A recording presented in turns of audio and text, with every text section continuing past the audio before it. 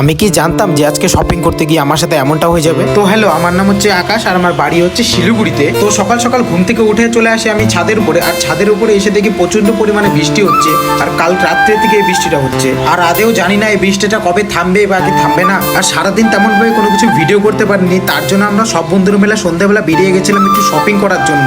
আর চলে আসলাম আমরা একটা পাঞ্জাবির দোকানে, কেননা আমরা নিবো এখান থেকে পাঞ্জাবি, কেননা আমাদের বিয়ের দিনকে পাঞ্জাবি পড়তে হবে।